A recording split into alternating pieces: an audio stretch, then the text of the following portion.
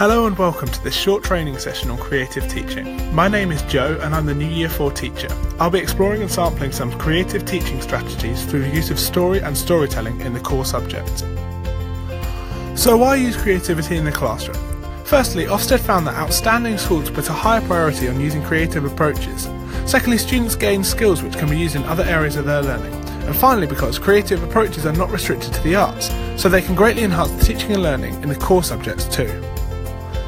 Now let's look at what creativity is. Before defining creativity, it is important to note that creativity is subjective according to who is assessing it. The NACCCE, however, defines creativity as something that is original and of value. The inclusion of value must be viewed carefully, however, with value changing according to the person viewing it and sometimes over time. This is important to keep in mind as the teacher will not always be the target audience. When looking at education, creativity can be split into two categories: teaching creatively and teaching for creativity. The two are closely linked but quite different, with creative teaching not necessarily leading to creative outcomes for the children.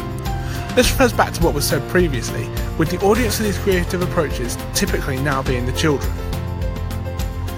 If they are not responding well, then the creative approach has not added any value to what is being done. Therefore, it is argued that truly effective creative teaching stimulates and motivates children to explore their own creative talents and develop them in addition to achieving the main class objective.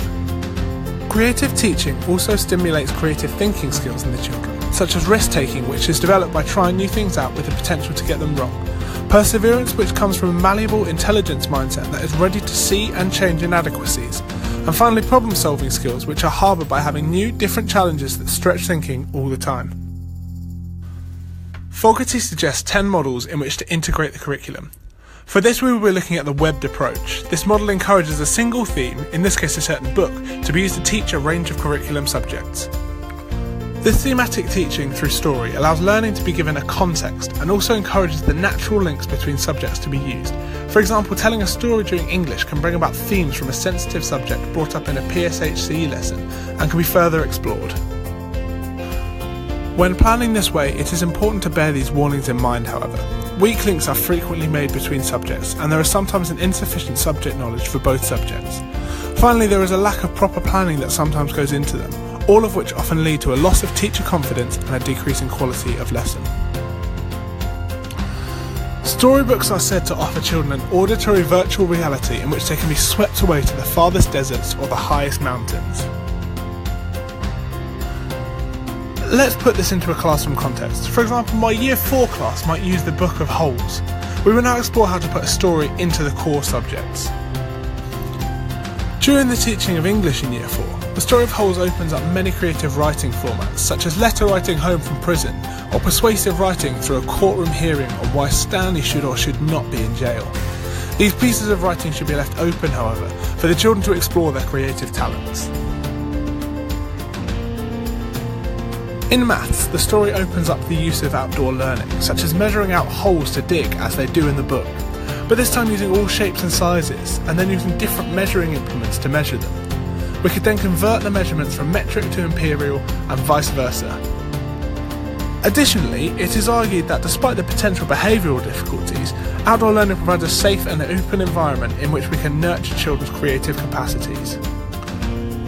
Finally, in science, the story of Holes opens up opportunities to look at living things and their environments, particularly those in deserts and how they survive. We could explore exotic lizards and try to either visit a zoo or get an expert to bring some in for the children to experience what they're really like. This field trip and real life experience is helped by having the context of the book and further helps the motivation for knowledge of these creatures when coming to study them after. I hope you have enjoyed this training and it has given you some insight into creativity and some approaches you could adopt. If you would like to know any more, come and find me in 4T and I will be happy to help. Thanks a lot.